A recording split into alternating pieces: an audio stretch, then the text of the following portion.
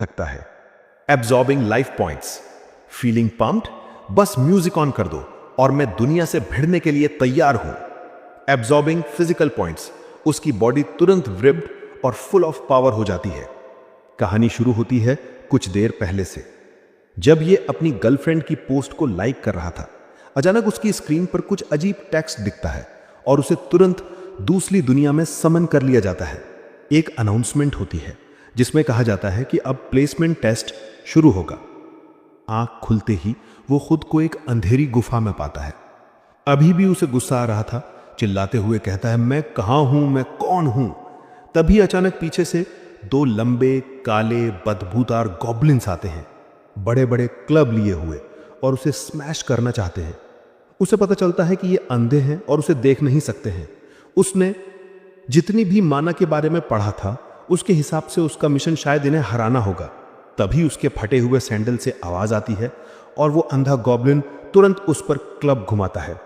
लेकिन किस्मत अच्छी थी कि यू फुर्तीला था और बच गया, वरना वो मिट्टी चाट रहा होता। डर कर वो चुपचाप जमीन पर लेट गया, अपनी सांसों की आवाज दबाने के लिए मुंह पर हाथ रख लिया, सोचते हुए कि चूंकि ये अंधे हैं, ये आवाज और हरकत के लिए बहुत सेंसिटिव हैं और इन्हें अपने शिकार को कॉर्नर करना भी आता है। इस तरह तो मैं पकड़ा जाऊंगा। इसलिए यू ने दो पत्थर दूर फेंके ताकि उन्हें बहका सके। फिर मौका देखकर जब एक का ध्यान भटका, उसने एक बड़े पत्थर को उसके सिर पर स्मैश कर दिया। देख ना पाने की वजह से उस बड़े जीव ने गुस्से में इंस्टिंक्टिवली क्लब को पीछे की तरफ घुमाया, लेकिन वो पूरी तरह से अपने ही टीममेट को मार बैठा। उसी पल उसने चिल्लाकर कहा, शिकार पलटवार कर रहा है, इसे नीचे गिराओ। जिसे अभी अभी मार पड़ी थी, उसने सोचा दुश्मन ठीक उसके सामने है और एक पावरफुल स्विंग दिया, और बस ऐसे ही उसने उन दो गॉब्लिन्स का काम तमाम कर दिया। अच्छा हुआ कि वो ट्रांसपोर्ट होते समय अपना दिमाग नहीं भूला।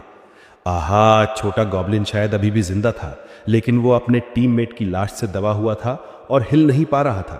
अंत में उसने एक क्लब से उसका भी काम तमाम कर दिया, उसे भी उसके दोस्त के पास भेज दिया। अचानक उनकी लाशों से कुछ मिस्टीरियस गोल्डन कैरेक्टर्स निकले और उसके चारों ओर घूमने लगे, और एक नोटिफिकेशन विंडो दिखाई दी जिसमें लिखा था कि the power of code of Babylon unlock हो गया है, जिससे कॉन्सेप्ट को एब्जॉर्ब और एनालाइज करने की एबिलिटी एक्टिवेट हो गई है। ये उसे मॉन्स्टर की लाशों से पावर लेने की परमिशन देता है ताकि वो और स्ट्रॉन्गर बन सके। कॉन्फिडेंस से भरा यू इस बिगनर्स डंजन को अकेले ही क्लियर करने निकल पड़ा, एक लालची मुस्कान के साथ। Time to grind some stats boys. जल्द ही उसने डंजन को पूरी तरह से क्लियर कर दिया। गॉब्लिन की लाशें जमीन पर बिखरी पड़ी थी। एक नोटिफिकेशन पॉपअप हुआ, कॉन्ग्रेचुलेशंस, आपने टेस्ट पास कर लिया है। उसने सोचा कि अब वो आखिरकार घर जा पाएगा, लेकिन क्या बकवास है। वो यूनियन एकेडमी के एक डॉम में दिखा। फिर उसे एकेडमी की यूनिफॉर्म दी गई, और जबकि वो आमतौर पर काफी प्लेन दिखता है, एक बार जब उसने गियर पहना वो एक बिल्कुल अलग इंसान था। फिर वो एक टीचर से मिलने गया जो एक हरे रंग की एल्फ थी, वाइट स्किन वाली नहीं, पर हाँ, जब तक वो हॉट है सब ठीक है। उसने अपना परिचय दिया, या the academies combat magic instructor union. उसने यू से चीयरफुली कहा, क्या तुम हैक्स यूज कर रहे हो या कुछ और? पिछले 500 सालों में इवैल्यूएशन राउंड में किसी को भी इतना हाई स्कोर नहीं मिला है। यू को ज्यादा फर्क नहीं पड़ा, वो बस तुरंत वहीं से घर जाना चाहता था। अचानक उसका ध्यान दूर किसी विशाल चीज पर गया, और टीचर ने उसे बताया कि एकेडमी की स्थापना की यही असली वजह है। हम सभी डायमेंशन से स्टूडेंट्स को पालते हैं ताकि वो उस टावर को जीतने में हेल्प कर सकें, जिसके अंदर अनगिनत डंजन्स हैं और मिस्ट्रीज हैं। ये है टावर ऑफ बेबल। वो तुरंत दंग रह गया। उसे याद आया कि उसके दादाजी ने उसे बचपन में क्या बताया था, कि उसके पूर्वज टावर के असली मास्टर थे, और वही है जो बान family, the family of masters की खोई हुई ग्लोरी वापस ला सकता है। फिर अपने प्रोफेसर की मदद से वो घर लौट पाया। अपने परिवार को सब कुछ बताने के बाद उसके दादाजी बहुत खुश हुए, चिल्लाते हुए कहते हैं, तुम्हें टावर ऑफ बेबल मिल गया, एक्सीलेंट, ये मेरा पोता है। उसके अंकल को जल्दी से बूढ़े आदमी को शांत करना पड़ा ताकि वो ज्यादा एक्साइटेड होकर मर ना जाए। सब कुछ सेटल हो जाने के बाद यून ने अपने स्कूल एनरोलमेंट की तैयारी शुरू कर दी। अब यूनियन के एक लो लेवल डंजन में, एक गॉब्लिन नेस्ट केव के अंदर, यून एक नए एडवेंचर के लिए तैयार था। उसके हाथ में इनफाइनाइट एमो वाली AK-47 थी। वो गॉब्लिन्स को मॉडर्न सिविलाइजेशन की पावर के बारे में सिखाने लगा। गॉब्लिन्स को अटैक करने का मौका भी नहीं मिला, इससे पहले कि वो बुलेट की बारिश से मारे गए, और यून शांति से आगे बढ़ा। किसी की हिम्मत नहीं थी जो उसका रास्ता रोक सके। मैं यहाँ हूँ। पहले मेरी एबिलिटी लैंग्वेज तक लिमिटेड थी, लेकिन अब मैंने इसे गॉब्लिन से एक्वायर कर लिया है। सब कुछ पूरी तरह से बदल गया है। कोड ऑफ बैबिलोन के साथ मैं सभी चीज़ों के कॉन्सेप्ट्स को वर्बलाइज, अब्सॉर्ब और मैनिपुलेट कर सकता हूँ। हर बार जब मैं किसी दुश्मन को हराता हूँ तो मैं ऐसे कॉन्सेप्ट्स हासिल कर सकता हूँ जिन्हें मैं कॉम्प्रिहेंड कर सकूँ। जितना ज़्यादा मैं हासिल करूँगा उतना स्ट्रॉन्गर मैं बनूंगा। और पहला डंजन द ब्लाइंड गॉब्लिन्स केव से मुझे जो कॉन्सेप्ट मिला था वो इस क्लब में इन्फ्यूज हो गया, इसे एक पावरफुल वेपन में बदल दिया। और ये रहा वो बंदा। यून ने स्पाइक्ड मेस को देखते हुए कहा, जो अभी अभी घात लगाकर आए गॉब्लिन से ऑटोमेटिकली निपट रहा था। उसके जबड़े पर एक ऐसा वार किया जिससे उसके दांत ढीले हो गए। ये है द गॉब्लिन्स क्लब, पहला आइटम जो यून ने डिमोनिक एनर्जी को इन्फ्यूज करके बनाया था। ये आइटम अपने मास्टर के कमांड पर ऑटोमेटिकली मटेरियलाइज हो सकता है और ट्रांसफॉर्म और मूव भी कर सकता है। अपने कंपेनियन को इतना यूजफुल देखकर यून गर्व से मेस को सहलाए बिना नहीं रह सका। भले ही ये बस एक कोइंसिडेंस था, लेकिन इसकी वजह से मैंने इवैल्यूएशन टेस्ट शानदार तरीके से पास किया। अपनी जीत से सैटिस्फाइड होकर यून ने डिफीटेड रेमिनेंट्स को देखा और बड़बड़ाया, ठीक है, अब लूट इकट्ठा करने और कोड्स को कंफर्म करने का समय आ गया है। इसके साथ ही उसने लाशों से कॉन्सेप्ट्स को तेजी से अब्सॉर्ब कर लिया। गॉब्लिन से उसने एक्वायर किया life 5.5, mana 3, demonic essence 5.0, body 3, soul 2, leadership skill 1, murderous intent 1.7, family 0.5। जैसे ही वो नोटिफिकेशंस को देख रहा था, मॉन्स्टर्स से कलेक्ट किए गए कॉन्सेप्ट्स के बीच एक खास चीज ने यून का ध्यान खींचा। ये कुछ ऐसा था जो उसने पहले कभी नहीं देखा था। सोल क्या है? जैसे ही उसने बोलना खत्म किया, बैंग मांगा मेस उत्सुकता से उसकी ओर दौड़ा। क्या हुआ? क्या तुम्हें ये चाहिए? यून ने पूछा, और बैंग मांगा ने तुरंत सिर हिलाया। ये देखकर यून ने बिना किसी हिचकिचाहट के कॉन्सेप्ट उसे दे दिया। बिल्कुल, ये तुम्हारा है। एक मिनट रुको, मैं तुम्हें लाइफ, मॉन्स्टर और डीमन एसेंस भी देता हूं। ये कहने के बाद यून ने अपना ध्यान केंद्रित किया, अपने हाथ के चारों ओर तैरते पिक्टोग्राफिक कैरेक्टर्स को कंट्रोल करते हुए उन्हें एक स्फीयर में कंप्रेस किया। मैंने यही सीखा है, कलेक्ट किए गए कॉन्सेप्ट फ्रैगमेंट्स को लेना और उन्हें मेस में इन्फ्यूज करना। जैसे ही उसने ये सोचा, उसने तेजी से स्फीयर को बैंग मैंगा में धकेल दिया। तुरंत मेस से एक ब्रिलियंट लाइट निकली, जैसे वो एक एवोल्यूशन से गुजर रहा हो। कॉन्सेप्ट्स हार्मोनियसली कंबाइन हो गए, एक अजीब ट्रांसफॉर्मेशन बनाया और एक आइटम बनाया जो सभी एग्जिस्टिंग लिमिट्स को पार कर गया। ये नोटिफिकेशन सुनकर यून की आंखों में आश्चर्य की चमक आ गई। इंटरेस्टिंग, ये कैसे हुआ? क्या मैंने अलग किए गए कॉन्सेप्ट में से एक ऑटोमेटिकली ट्रांसफॉर्म हो गया? उसने एक्सक्लेम किया। तुरंत बाद लाइट का स्फीयर टूट गया। उसके अंदर एक छोटा सांप दिखाई दिया। सुपीरियर फ्यूजन प्रोसेस की वजह से एक एम क्लास मैजिकल बीस्ट बनाया गया था। एक मैजिकल बीस्ट? क्या मॉन्स्टर और बीस्ट को कंबाइन करने से मैजिकल बीस्ट बनता है? कितना मिराक्युलस! क्या मैं इसे छू सकता हूं? यून ने कहा, और उत्तेजित और चिंतित होते हुए सावधानी से अपना हाथ आगे बढ़ाया। सौभाग्य से सांप शांत था। उसने अपने मास्टर को याद किया और एक्टिवली अपना सिर यून की बाह पर रगड़ा। उसका पर्सनैलिटी अनचेंज्ड था। मुझे आश्चर्य है कि क्या ये अभी भी गन या शील्ड में ट्रांसफॉर्म हो सकता है? यून ने मन ही मन सोचा। कितना क्यूट है। अब से तुम्हारा नाम वाई होगा। वापस जाने से पहले चलो अपने ग्रोथ स्टैट्स की जांच करते हैं। जैसे ही उसने बोला, उसने अपने पर्सनल इंफॉर्मेशन पैनल पर ध्यान केंद्रित किया। यून्स स्टैट्स: लाइफ 45.1, बॉडी 32, सोल 324.5, माना 38.7, स्वॉर्ड्समैनशिप 14.2, leadership 1, omniscient I 105, omniscient year 100, tongue of God 100। चलो देखते हैं। लाइफ स्टैट गेम के लेवल के काफी सिमिलर है। बॉडी मेरी फिजिकल स्टेट को डिस्क्राइब करता है, लेकिन मेरी सोल स्टैट इतनी हाई क्यों है? omniscient आई और omniscient ईयर जैसी चीजें जरूर मेरी लैंग्वेज स्किल से रिलेटेड होंगी। जो मुझे समझ में नहीं आ रहा है उसे अभी इग्नोर कर देता हूं। यह कहने के बाद यून ने वाई की ओर मुड़कर पूछा, तुम्हारा क्या ख्याल है वाई? क्या हम अपने क्लासमेट्स के साथ घुल मिल सकते हैं? यह सुनकर वाई ने शर्मिंदा होते हुए बार बार सिर हिलाया। कोई बात नहीं, सबसे इंपॉर्टेंट चीज ग्रोथ स्टैट्स है ना? तभी सिस्टम ने एक नोटिफिकेशन जारी किया, डंजन कोर डिस्ट्रॉय हो गया है, अब आप इस डंजन से बाहर निकल सकते हैं। क्या आप एग्जिट करना चाहेंगे?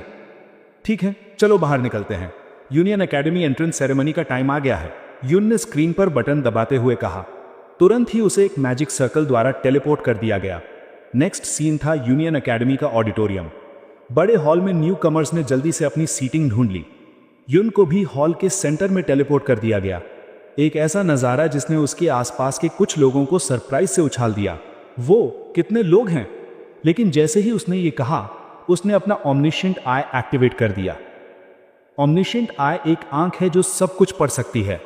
इसकी प्रोफिशिएंसी लेवल के बेसिस पर यह यूजर को एक टारगेट के ऑरा और स्पिरिट को तुरंत ग्रास्प करने में मदद करती है। उसके आसपास के लोगों के एट्रीब्यूट स्टैट्स यून की विजन में दिखाई दिए। इस लावा रॉक वाले के पास बीबीबी स्टैट्स हैं, जबकि उस हैंडसम ब्लॉन्ड गाय के पास एस स्टैट है। काफी इंप्रेसिव। इन नंबर्स को देखकर यून अंदर ही अंदर कांप उठा। एक्सपेक्टेड था। रेगुलर प्रोसेस से एडमिट हुए स्टूडेंट्स का लेवल एकदम अलग है। ये मुझसे कम से कम 10 गुना ज्यादा स्ट्रॉन्गर है। लेकिन मेरी सीट कहां है? उसने सोचा। तभी पीछे से एक आवाज आई, हे, अगर तुम सब डायमेंशन से हो तो यहां घूमना बंद करो, यहां से निकलो और वहां जाओ। आवाज का मालिक एक बहुत बड़ा आदमी था, जो किसी गेम के रेड बॉस जैसा लग रहा था। यून जानता था कि वो उसका मुकाबला नहीं कर सकता था, इसलिए वो सिर्फ हाथ हिलाकर जवाब दे सका, ओ ऑलराइट, थैंक्स। उसे इतना कावर्डली एक्ट करते देखकर ग्रुप जोर से हंस पड़ा। हालांकि यून को गुस्सा बिल्कुल नहीं आया। कोई आश्चर्य नहीं कि रेगुलर एडमिशन प्रोसेस के स्टूडेंट्स इतने कॉन्फिडेंट हैं। वे सिर्फ इसलिए मेरे साथ डिस्क्रिमिनेट कर रहे हैं क्योंकि मैं एक सब डायमेंशन से आया हूं। हर जगह यही हाल है। स्ट्रॉन्गर हमेशा वीक को नीचा देखता है, उसने मन ही मन सोचा। तभी जैसे यून का अकेलापन देखते हुए दूर खड़ा एक ब्लॉन्ड गाय ने अपना हाथ उठाया और उसे पुकारा, हे, अगर तुम सब डायमेंशन से हो तो यहां घूमना बंद करो, यहां से निकलो और वहां जाओ। यून तुरंत दौड़कर वहां गया। क्या यह जगह सब डायमेंशंस के स्टूडेंट्स के लिए रिजर्व्ड है? लगता है हमें एग्जाइल किया जा रहा है, उसने अजीब तरह से सोचा। जब उसने अपने आसपास के लोगों के स्टैट्स को ऑब्जर्व किया, उसकी आंखें लगभग बाहर निकल गईं। ओ माय गॉड, क्या ये लोग सच में सब डायमेंशंस के स्टूडेंट्स हैं? इनके स्टैट्स इतने हाई हैं कि ये सभी रेगुलर एडमिशन स्टूडेंट्स को धूल चटा सकते हैं। यून की लाइन ऑफ साइट में ब्लॉन्ड गाय के पास SAA स्टैट्स थे, व्हाइट हेयर्ड गर्ल SSS थी और पिंक हेयर्ड गर्ल ABS थी। इसके अलावा उसने स्टैट्स की 3 और लाइंस भी देखी, क्वेश्चन मार्क, C और F। एक दूसरे का चेहरा साफ देखने के बाद यून को पता चला कि वो लाई को जानता था। क्या तुम लाई हो? हाँ। हे, क्या ये हमारी स्पॉट है? दिस इज ग्रेट, यून ने कहा, जबकि मन ही मन सोच रहा था, ये लाई है, वो हैंडसम गाय जिससे मैं एंट्रेंस सेरेमनी से पहले डॉम में मिला था। हमारी पहली मीटिंग काफी स्पेशल थी। डॉम रूम में मिलते ही लाई ने अपनी स्वॉर्ड सीधे उसकी तरफ पॉइंट करके यून का वेलकम किया और चिल्लाया, हु इज देयर? अपनी गर्दन पर स्वॉर्ड देखकर यून की आंखें बड़ी हो गईं। हे, इस तरह की ड्रेस पहने हुए मैं और कौन हो सकता हूं? मैं एक न्यू स्टूडेंट हूं, तुम्हारा रूममेट हूं, यून चिल्लाया। लाई चौंका, जिसने महसूस किया कि उसका एक्शन बहुत एग्रेसिव था। ओह सॉरी, मैंने अभी अभी अपना प्रैक्टिकल इवैल्यूएशन खत्म किया है, इसलिए मैं अभी भी ऑन एज हूं। Are you okay? हाँ, यून ने जवाब दिया, लेकिन उसे अभी भी थोड़ा एनॉयड महसूस हो रहा था। फिर उसने मन ही मन सोचा, वो लड़का किसी फेरी टेल के प्रिंस जैसा दिखता है, थोड़ा हॉट हेडेड, लेकिन उसने पहले ही अपोलोजाइज कर दिया है, इसलिए इतना बुरा नहीं है। इससे पहले कि यून अपने टेस्ट के बारे में बात कर पाता, लाई ने स्नॉट किया। उसकी आवाज एरोगेंस से भरी हुई थी। वो तुम्हारा प्रैक्टिकल इवैल्यूएशन था? बेसिक ट्रेनिंग वाला एक रूकी भी एक गॉब्लिन का आसानी से हंट कर सकता है। मेरे प्रैक्टिकल टेस्ट में मेरे ओपोनेंट्स घूल्स और ओगर्स की पूरी आर्मी थे। एक एक्साइटेड टोन में उसने अपनी ग्लोरियस फीट को रिकाउंट किया, जिससे यून का ब्लड बॉयल हो गया। उसने खुद को शांत करने के लिए कुछ सेकंड्स लिए। नॉट सो बैड, लेकिन ये लड़का बहुत टैक्टलेस है। खैर, मेन कैरेक्टर का चेहरा धीरे धीरे रिलैक्स हो गया। वैसे हमने अभी तक वॉशअप भी नहीं किया है और हम पहले से ही बातें कर रहे हैं। मुझे भी किसी से बात किए हुए काफी टाइम हो गया है। मी टू, लाई ने सहमति में सिर हिलाया। ठीक उसके बाद लड़के ने ग्रिन किया, अपनी शर्ट उतारी, एक टोन्ड मस्कुलर बॉडी को रिवील करते हुए। ऑलराइट, चलो शावर लेते हैं, यहां बाथरूम शेयर्ड है ना, शावर लेते हुए बात करते रहेंगे, उसने कैजुअली सजेस्ट किया। जबकि दूसरी ओर लाई अचानक बीट रूट जैसा लाल हो गया। तुम पहले शावर ले लो यू। हाँ, यून ने मुड़कर पूछा, लेकिन लाई इतना एम्बैरेस था कि वो उसे आंखें नहीं मिला सका। मैं बाद में शावर लूंगा, लाई ने ऑकवर्डली कहा, जिससे यून ने उसे शक की नजर से देखा। प्रेजेंट में वापस आकर यून ने खुद से कहा, टाइम इस ऑकवर्डनेस को मिटा देगा। इसके अलावा ये स्पेशल स्टूडेंट्स के लिए रिजर्व्ड एरिया है, तो वो दोनों जरूर। ये सोचते हुए उसने उनसे ग्रीट करने के लिए मुड़कर कहा, hello hi. Pink heard girl ने इनोसेंट और क्यूट अपीयरेंस देखते ही जवाब दिया। यून लगभग शॉक से बेहोश हो गया। So cute, it's nice to meet you, उसने दोहराया, फिर व्हाइट हेयर्ड गर्ल की ओर मुड़ा। Oh right, you too, hello. उसके सामने डिस्टिंक्टिव ब्लैक आईज वाली व्हाइट हेयर्ड गर्ल ने यून को इंटेंटली घूरा, जिससे वो थोड़ा फ्लस्टर्ड हो गया। क्या है? यून ने पूछा। तुम्हारी बाह पर लिपटी हुई चीज इंटरेस्टिंग लगती है, उसने कामली कहा, और यून तुरंत समझ गया कि वो किस बारे में बात कर रही थी। उसने बिना किसी हिचकिचाहट के छोटे सांप को समन किया। वाई? You mean Y? आप सब इसे देख सकते हैं, राइट? वाई के अडोरेबल अपीयरेंस को देखकर वो तीनों पिघल गए, यहां तक कि आमतौर पर ठंडी रहने वाली व्हाइट हेयर्ड गर्ल भी एक्साइटमेंट से ब्लश करने लगी। So cute. ये सांप वो पहले वाला आइटम था, राइट? इसे बस कुछ ही दिन हुए हैं, ये इतना कैसे बदल गया? क्या मैं इसे छू सकती हूँ? ये बहुत अडोरेबल लग रहा है, पिंक हेयर्ड गर्ल ने विश किया। व्हाइट हेयर्ड गर्ल ने अपना परिचय देने के लिए बोलना शुरू किया। मैं डू जो हूँ, एक मार्शल मास्टर की बेटी हूँ। और तुम्हारा नाम क्या है? मैं बानुगन हूँ, मेन कैरेक्टर ने जवाब दिया। फिर उसने पलटकर पूछा, लेकिन मार्शल मास्टर क्या होता है? क्या तुम्हारे पास कुछ मार्शल आर्ट्स हैं, जैसे एनर्जी ब्लास्ट्स शूट करना? ये सवाल सुनकर वे तीनों हंसने लगे, जिससे यून कंफ्यूज्ड हो गया।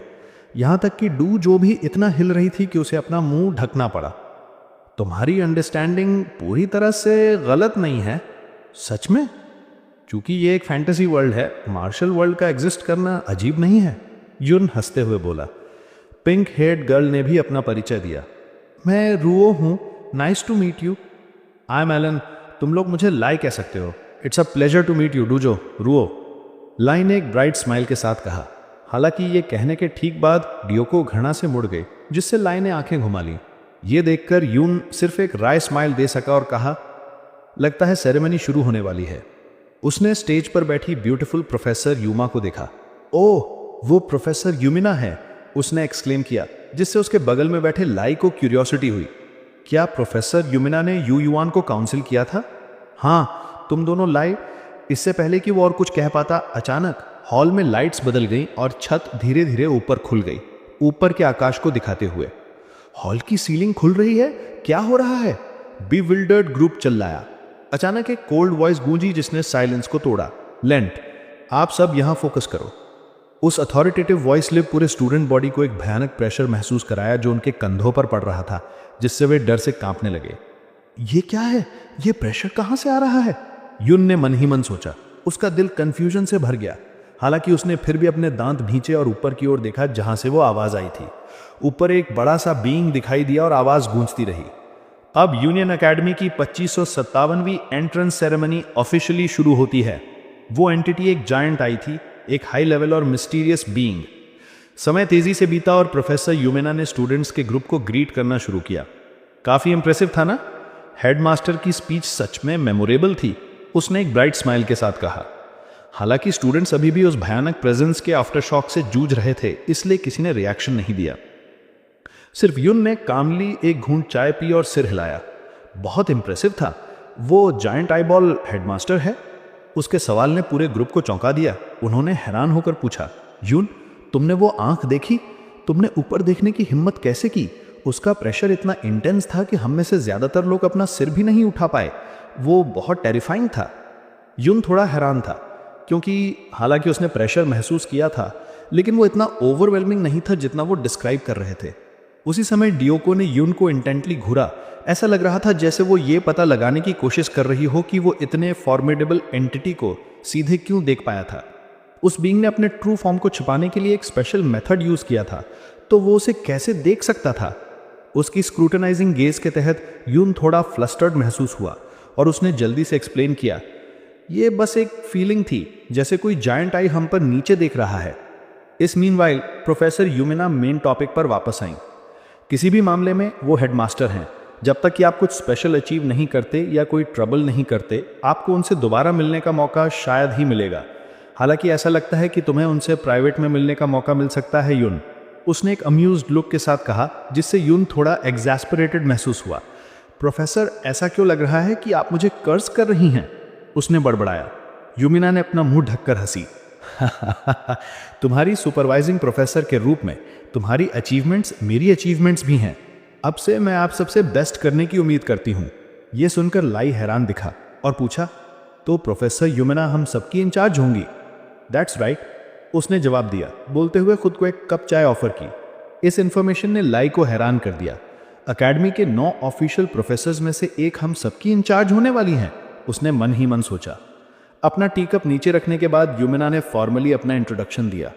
मैंने ठीक से इंट्रोडक्शन नहीं दिया ना? मैं यूमिना हूँ, कॉम्बैट मैजिक डिपार्टमेंट में प्रोफेसर, और मुझे इस क्लास 11 के लिए होम रूम टीचर के रूप में असाइन किया गया है।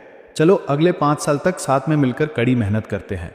लाई ने सरप्राइज से पूछा, मैंने सोचा था कि आमतौर पर लोअर लेवल स्टूडेंट्स के इंचार्ज सिर्फ टीचिंग असिस्टेंट्स ही होते हैं। यूमिना ने सिर हिलाया। ये सही है, हालांकि इस साल आप सब स्टूडेंट्स का स्पेशल बैच है, इसीलिए मैं ये रोल निभाऊंगी। इस पर उसने खुद पर वंडर किया। ये सच में इतना स्पेशल है कि मुझे आश्चर्य होता है कि सिर्फ आप जैसे लोगों को ही कैसे चुना गया। ये सोचते हुए जैसे कुछ याद आया हो, उसने एक सीरियस एक्सप्रेशन के साथ मुड़कर वॉर्न किया, रेगुलर स्टूडेंट्स के ऑब्स्ट्रक्शन और मैलिस से सावधान रहना। ये शब्द सुनकर यू पहले थोड़ा सरप्राइज हुआ, लेकिन उसने तुरंत उसके स्टेटमेंट के पीछे छिपा मीनिंग समझ लिया। प्रोफेसर द्वारा मेंशन किए गए ऑब्स्टिकल्स और मैलिस सिर्फ एकेडमिक कंपटीशन तक ही लिमिटेड नहीं थे, बल्कि इसमें स्टूडेंट्स के बीच फिजिकल वायलेंस और कॉन्फ्लिक्ट्स भी शामिल थे। अगर ये इश्यूज स्कूल रूल्स द्वारा प्रोटेक्टेड कंपटीशन की सीमा से बाहर चले जाते हैं, तो प्रोफेसर्स भी इंटरवीन नहीं कर सकते थे। दूसरे स्टूडेंट्स के साथ रेस में कामयाब होने के लिए तुम्हें सभी ऑब्स्टिकल्स और मैलिस पर काबू पाने के लिए स्ट्रांग इनफ होना चाहिए। अगर नहीं, तो अब से आप चारों एक टीम के रूप में ऑपरेट करेंगे। आप स्पेशल स्टूडेंट्स हैं, वन ऑफ अ काइंड। इसके अलावा ग्रेजुएशन तक आप एक साथ टावर्स पीक को कॉन्कर करने वाले टीममेट होंगे। ऑल राइट, अभी के लिए इतना ही काफी है। अकेडमी ने तुम्हारे लिए एक छोटा सा गिफ्ट तैयार किया है। आइटम मिलने के बाद रूल्स और डिटेल्स एक्सप्लेन किए जाएंगे। जैसे ही उसने बोलना खत्म किया, उसने अपने फिंगर स्नैप की और एक ब्रिलियंट आइटम तुरंत ग्रुप के सामने दिखाई दिया, जिससे वे एस्टॉनिश्ड हो गए। ये एक पेंडेंट था। क्या यह स्टूडेंट आइडेंटिफिकेशन के लिए है? यह बस एक नॉर्मल नेकलेस जैसा दिखता है। तुम इसे आइडेंटिफिकेशन के लिए और स्कूल की सभी फैसिलिटीज को एक्सेस करने के लिए यूज कर सकते हो। साथ ही ये तुम्हें यूनियन कैंपस के अंदर टेलीपोर्ट करने की भी परमिशन देता है। टेलीपोर्टेशन फीचर को टेस्ट करने के लिए उन्होंने चैंट किया, teleportation is professor Yumina is so beautiful. जैसे ही वो फ्रेज बोला गया, वे तीनों बाहर फेंक दिए गए। Professor Yumina is so beautiful, रुओ ने बड़ी आंखें करते हुए चिल्लाया, और फिर वे अपनी ओरिजिनल पोजीशन पर टेलीपोर्ट हो गए। और इस चैंट के बारे में वे तीनों सिर्फ साइलेंट रह सके। प्रोफेसर यूमा के बारे में क्या कहें, उन्हें समझ नहीं आया। गुड ग्रीफ, ग्रुप ने साई किया। हमें टावर में एंटर करने के लिए इस आइडेंटिफिकेशन पेंडेंट की जरूरत है, इसलिए चाहे हमें पसंद हो या ना हो, हमें इसे सेफ रखना होगा, ली ने कहा, और जल्दी से पेंडेंट को अपनी पॉकेट में टक कर लिया। उनके सामने पिंक हेड रो को वंडर हुआ, लेकिन सिर्फ यू को ही क्यों रोका गया? कौन जानता है, ली ने कंधा उचकाते हुए जवाब दिया। शायद उसने उस टेरिफाइंग एंटिटी को सेंस कर लिया। होसो ने अपने थॉट्स वॉइस किए। जैसे ही वो बोली, उसे प्रोफेसर यूमिना की किसी के साथ फोन कॉन्वर्सेशन याद आई। नो, हमने टी पार्टी तैयार की है। दुर्भाग्य से सभी स्टूडेंट्स में से सिर्फ वही था जो हेडमास्टर को सीधे देख सकता था। सीन हेडमास्टर के ऑफिस में शिफ्ट हो गया। यू एक मेमने की तरह चुपचाप बैठा था। ये क्या है? मुझे पहले ही दिन हेडमास्टर से प्राइवेट में मिलना पड़ रहा है। मैंने कुछ गलत तो नहीं किया है ना? यू ने कंफ्यूजन में सोचा। उसका एंग्शियस एक्सप्रेशन देखकर हेडमास्टर ने बोलना शुरू किया, लुक डायरेक्टली एट मी, मेरा ट्रू बॉडी अभी यहां नहीं है। यह आवाज डेस्क पर रखी एक डॉल से आई। यह सुनकर यू ने आखिरकार डॉल को देखने की हिम्मत की और पूछा, हेडमास्टर? नो, मैं चेयरमैन हूं, मुझे बस टीचर कहो, उसने इंस्ट्रक्ट किया। यस टीचर, यू ने जल्दी से जवाब दिया। फिर चेयरमैन सीधे पॉइंट पर आ गए।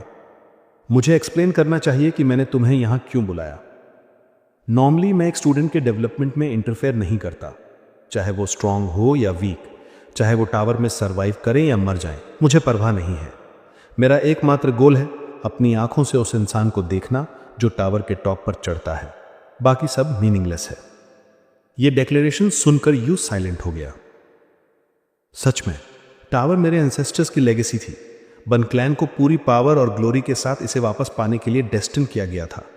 मैं पूरे टावर को वापस पाने के लिए अपनी जान जोखिम में डालने को तैयार हूं, लेकिन हेडमास्टर का सामना करते हुए, इन दूसरे स्टूडेंट्स का सामना करते हुए टावर का क्या मतलब है? उन्हें इसे कॉन्कर करने के लिए इस डायमेंशन में क्यों आना पड़ा? अपनी क्यूरियोसिटी को दबा नहीं पाने पर यू ने पूछने का फैसला किया, सर ये टावर एग्जैक्टली क्या है? सवाल सुनकर प्रिंसिपल कुछ सेकंड्स तक साइलेंट रहे, शायद अपने स्टूडेंट की क्यूरियोसिटी से सरप्राइज्ड हो। फिर उन्होंने धीरे से जवाब दिया, टावर देवताओं का पथ है और एक ग्रेट ट्रायल भी है। गॉड्स? क्या वे वही गॉड्स हैं जिनके बारे में हर कोई हमेशा बात करता है? ये और भी ज्यादा कॉम्प्लिकेटेड होता जा रहा है। यूनिस खुद से बड़बड़ाया, क्या सोचे कंफ्यूजन में था। मीनवाइल प्रिंसिपल ने जारी रखा, नॉर्मली जब स्टूडेंट्स डिफिकल्टीज का सामना करते हैं तो मैं इंटरफेयर नहीं करता, लेकिन ये टाइम एक एक्सेप्शन है, क्योंकि मैं तुम में ग्रेट पोटेंशियल दिखता हूं, जो अब तक का मैंने सबसे ग्रेटेस्ट पोटेंशियल देखा है। मैं तुम्हें टावर को कॉन्कर करने की तुम्हारी जर्नी के लिए प्रिपेयर करने में मदद करने के लिए अरेंजमेंट्स करूंगा। जैसे ही उन्होंने बोलना खत्म किया, टेबल पर रखी छोटी डॉल का आर्म धीरे से उठा, एक strange beam of light shoot करते हुए जो यू के आइडेंटिफिकेशन नेकलेस में मर्ज हो गया। यह क्या है? यू ने सरप्राइज में एक्सप्लेन किया। प्रिंसिपल ने जल्दी से एक्सप्लेन किया, मैंने एकेडमी की बाउंड्रीज के बाहर तुम्हारे एक्सप्लोरेशन प्रिविलेजेस को एक्सपैंड कर दिया है। अब तुम किसी भी डंजन में फ्रीली ट्रैवल कर सकते हो। टावर को कॉन्कर करने से पहले अपने फ्री टाइम का यूज अपने स्किल्स को होन करने के लिए करो। एकेडमी के बाहर? यू ने फिर से पूछा, अभी भी डाउट से भरा हुआ था। दैट्स राइट, अब तुम्हें जाना चाहिए। याद रखना, टावर पर चढ़ने से पहले अपने स्किल्स इंप्रूव करना। अगर तुम एक्सेप्शनली परफॉर्म करते हो तो मैं तुम्हारे लिए नेक्स्ट प्रिविलेज अनलॉक करूंगा। जैसे ही उन्होंने बोला, उन्होंने अपना हाथ हिलाया और तुरंत यू के पैरों के नीचे एक पोर्टल दिखाई दिया जो उसे अंदर खींच लिया। The next privilege? यू ने एस्टॉनिशमेंट में एक्सक्लेम किया। दैट्स राइट, ये टावर को इंडिपेंडेंटली एक्सप्लोर करने का राइट है। मैं हमारी अगली मीटिंग की उम्मीद करता हूं। जैसे ही शब्द बोले गए, यू को रूम से बाहर धकेल दिया गया और वो सीधे टीचर यूमा की बाहों में घिर गया, जो उसके पीछे इंतजार कर रही थी। क्या प्रिंसिपल के साथ मीटिंग अच्छी लगी? यूमा ने एक ब्राइट स्माइल के साथ पूछा।